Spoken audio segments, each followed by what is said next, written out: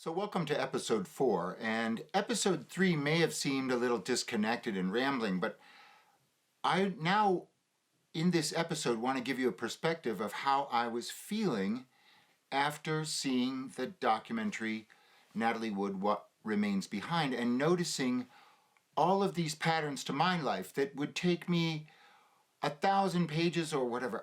I don't know how. I've been writing for about a year. I have a 250-page manuscript of all sorts of details that I've been putting down.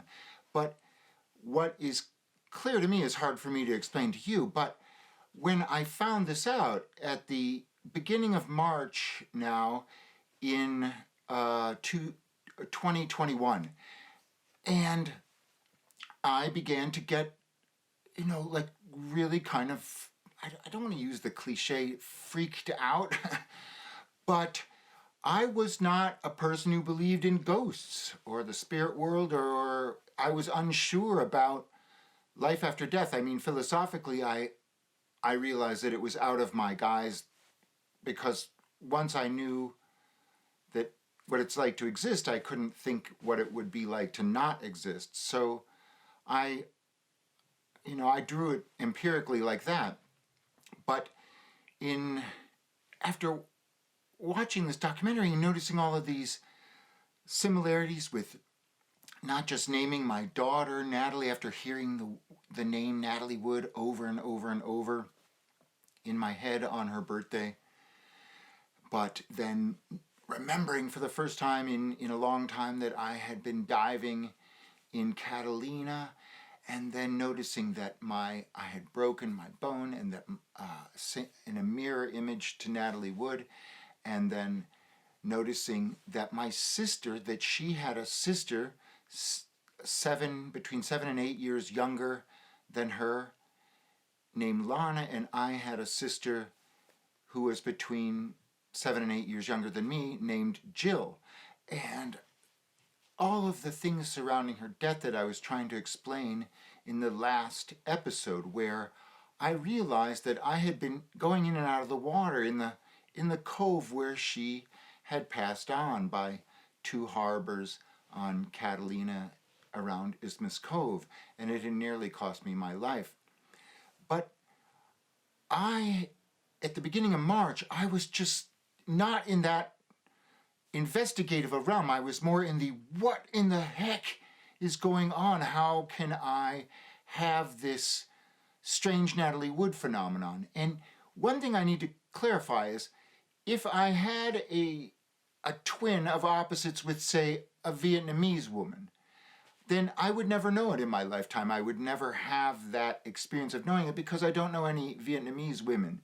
But Natalie Wood is very famous, and especially for people of my generation, who are, and my parents' generation especially, not the younger kids, because she passed on in 1981. But she's famous enough that her daughter did a biography on her, and I was able to get information that I wasn't privileged to before. And I was blown away.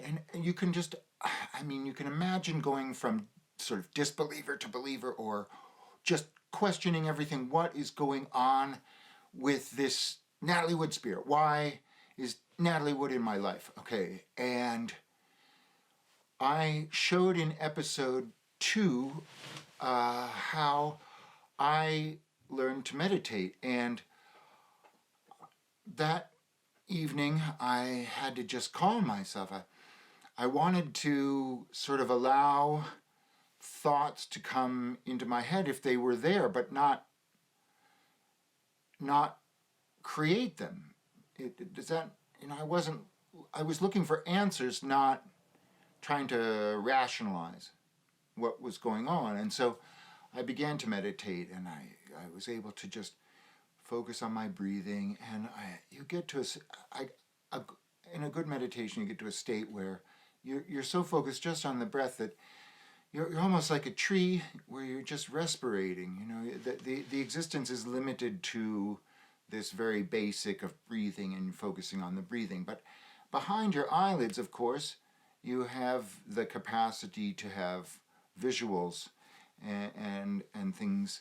And as I emerge from the depth of the meditation to allow thoughts back into my head, I get visual sensations. And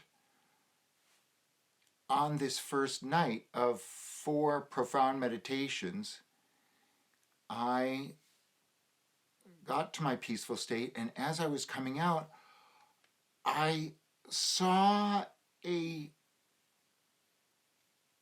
energy, a Natalie Wood face, so to speak. Not like a memory, not like a...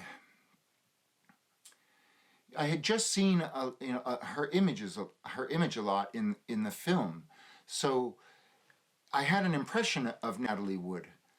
But on this first night, I was receptive to seeing Natalie Wood, and Natalie Wood it's this image of Natalie Wood that appeared in my head wanted to tell me something, but as she was beginning to speak, this image came in from my right and swept across like to cover the mouth of this image of Natalie Wood I had in front of me.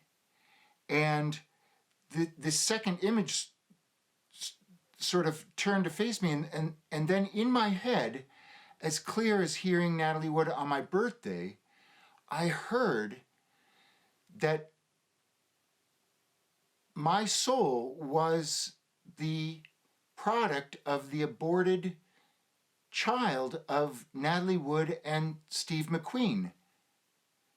And this just totally shocked me because, for one, Steve McQueen wasn't even a thought in my head. And when you look at the Natalie Wood documentary, Steve McQueen is an omission, even though they made a movie together, and it's noted in the early 70s they had dated for a short time, but they made a very, very powerful movie together that I didn't know about at that time, but they were completely omitted from that documentary. And if you look up trivia on IMDb of people that Natalie Wood dated, it says she dated Steve McQueen, but in 1971, and then it conspicuously says not during the filming of Love with a Proper Stranger. And that was a movie she made with Steve McQueen. And so I was so shocked, though. I wasn't thinking about any of Natalie Wood's movies or anything like that. I was like, whoa. I never thought, that my soul had anything separate from Thom Foose, child of Peter Foose and Evelyn Foose. They are my biological parents and all of this. But the origin of my soul, all this had never been a thought of mine. So to think that the soul of an aborted fetus could migrate blew me away. That was a thought I never had before.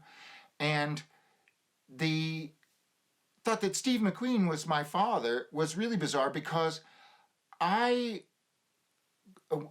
spent a long time going to school from 5th grade to the end of high school in the Chicago area. And my father had purchased a lot from a very famous racing family now, but then they weren't famous at all. And this is the Rahal family, and it was from Michael Rahal, who's Bobby Rahal's father. So I had been going to auto races since I was 10 years old, and at the first auto race I went to, standing behind me was Paul Newman, and I became a super incredible Paul Newman fan, and I'm going to tell a whole story about that race on a future episode and everything. But Steve McQueen movies I had never seen. I know he was in Papillon. I had never managed to see the whole thing. It had been on television a couple times, and I had seen just snippets of it and heard people talking about it in high school when it first came on and whatnot. And I had actually never seen any of his more famous movies. So I was like, what the heck is with that? And I went downstairs and I went to Lisa, who was sitting at her computer. And I said, Lisa, you won't believe, I was upstairs meditating, and this spirit told me that I was my soul was the aborted soul of Steve McQueen, an abortion of Steve McQueen and Natalie Wood. And she goes, wow, well, let's look up Steve McQueen. And she goes, you won't believe this. Steve McQueen's birthday is March 24th, and my birthday is March 24th. And I was like, that's really unbelievable considering what has now been happening to me as far as this communication with this spirit of Natalie Wood. And so later I went to investigate, and I started telling you about how they were in a movie called Love with a Proper Stranger. And that movie it came out in 1963, and they were doing publicity for it and so forth in 64, I believe. And I was born March 24th, 1965. And that would mean I was conceived in April, May, June of 64. And so even though all of the press and everything say that they were never seen together or anything like that, there is an amazing thing about Steve McQueen is he sort of had a guardian angel on the night in 1969 of the Manson murders. He was actually invited to go to the house of Roman Polanski and Sharon Tate, and he mysteriously disappeared, and it's speculated he was seeing a woman, an unknown woman, or something like this. But my point being is, Steve McQueen was very capable of disappearing. He was capable of outsmarting the press and the paparazzi and things like that.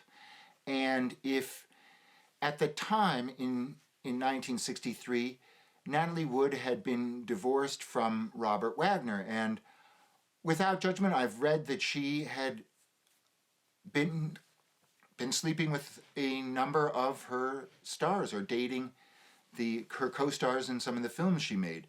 And Steve McQueen, even though he was married at the time, and this is 1963, 64 conservatism, which was, stars should not be having affairs and things like that. And Hollywood went to great lengths to sort of quash any rumors of stars they wanted to support and things like this. And Steve McQueen was married to Neil Adams, who is a beautiful woman in her own right. And if he had gotten Natalie Wood pregnant at that time, then it would have been a scandal beyond imagination, because in the 60s, Steve McQueen became the number one male star. Natalie Wood was a trend-setting number one front page of magazines, sort of a personality at that time. Her and Robert Wagner had been on all sorts of covers together and photographed all the time. And so if she had been pregnant by Steve McQueen, then it would have been an incredible scandal, because in 1963, abortion was illegal across the United States. And the movie Love with a Proper Stranger is actually about Natalie Wood's character gets pregnant, and she goes and confronts Rocky, played by Steve McQueen. And Rocky is a sort of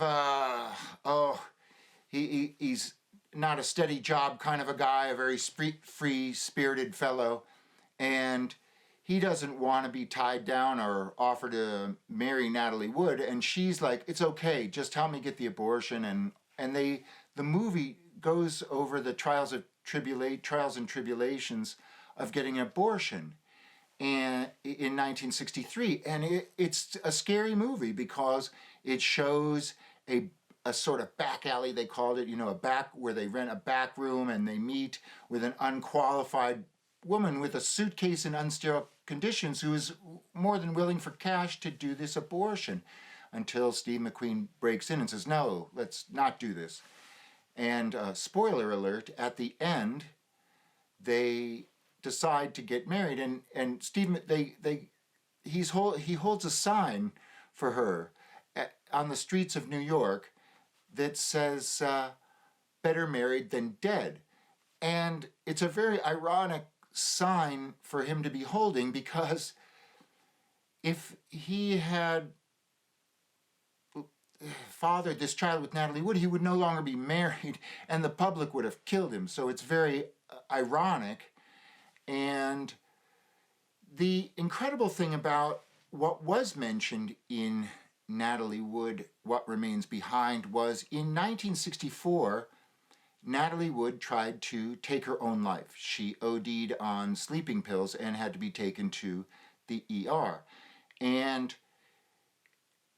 it is very conceivable that if she was pregnant and in an ER, in being such a huge star, that a doctor could have quietly performed an abortion rather than having her suffer or going through what her character suffered in the movie Love with a Proper Stranger. So depression of the suicidal sort is very, very, very, very real. And I'm not accusing that suicide attempt of being a cover, but what I'm saying is Natalie Wood hadn't had a child at that point, and Steve McQueen was a very attractive man, a superstar, the king of cool, and if she had been pregnant by Steve McQueen, it is very perceivable that she would have loved to have had that child, but because she was a public figure, that this would have been an incredible tragedy in her life. And it would have been something that could have driven someone to suicide, having been in the public eye prominently since age 8, but even since age 4, she appeared with Orson Welles in movies. So this is a person whose life was only public life. And this is not something I created, okay? I just have to make it clear that this could be very hurtful to Robert Wagner, the family of Natalie Wood, and that's not what I'm after. I'm trying to get facts out as they came to me. I didn't go out to fabricate this story. And there are all sorts of interesting things about Robert Wagner and Christopher Walken and the night on the boat that if I can get this out on the internet, enough people can see it. Perhaps I would love to talk to Christopher Walken, because one of the interesting things is they don't really talk about the nature of the argument that they had and what would touch them off. And if the family was really trying to quash the fact that Natalie Wood had had an abortion, which is, a public shame or something, and again, I am not casting judgment of this. This is the 60s and of the values brought from that, not what I'm bringing to it, because obviously I've had a very happy life. And so if I was the aborted soul of Steve McQueen, Natalie Wood, the way I've had my life, I would not have wanted to been born with flashbulbs around me and never having a moment of anonymous private life that I have enjoyed. And so I don't believe that an innocent fetus is being doomed to anything because it was incapable of making any decisions. So I'm not trying to make a stand per se like that, but I'm trying to tell you a story that came to me, and I want to relay it so people can judge. But the timing, I would love to ask Christopher Walken or Robert Wagner, if they're willing, is Steve McQueen died in 1980. And Natalie Wood, if she had had such a tragedy in her life with Steve McQueen, once he passed on, I imagine that she would have wanted to talk to somebody about it. And she was filming a movie with Christopher Walken and in 1981. And Christopher Walken was the guest of Robert Wagner and Natalie Wood on The Splendor the night that she drowned.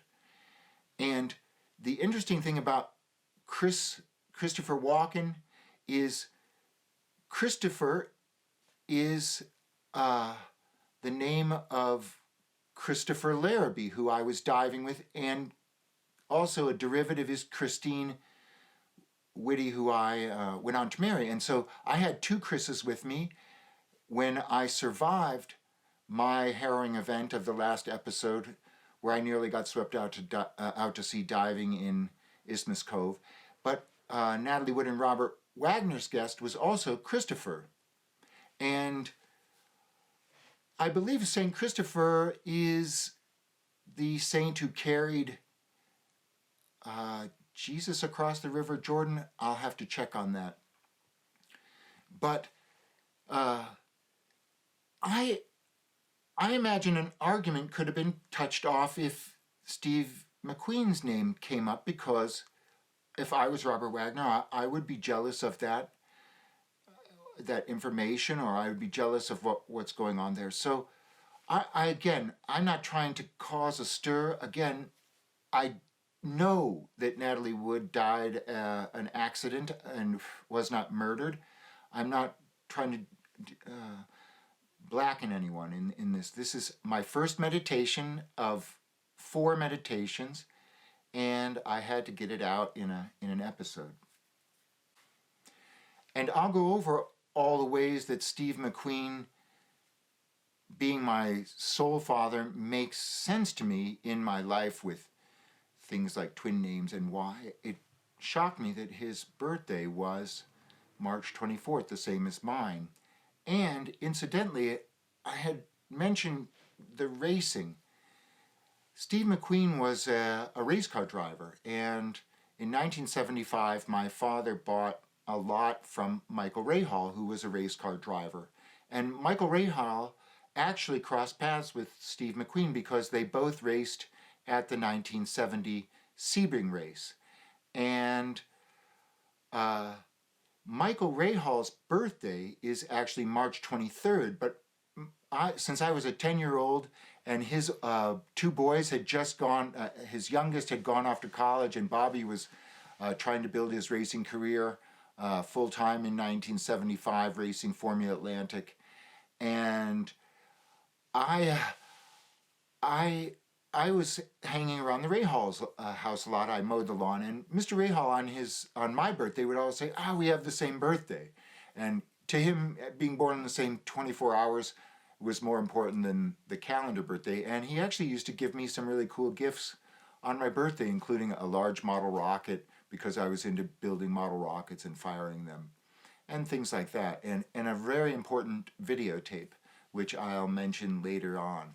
So I've got some cool episodes coming up concerning racing, stories of the Indy 500, Steve McQueen, and things like this that just made a lot of sense to me. So I wanted to give you a little bit of preview, and the March 24th birthday, which really blew me away.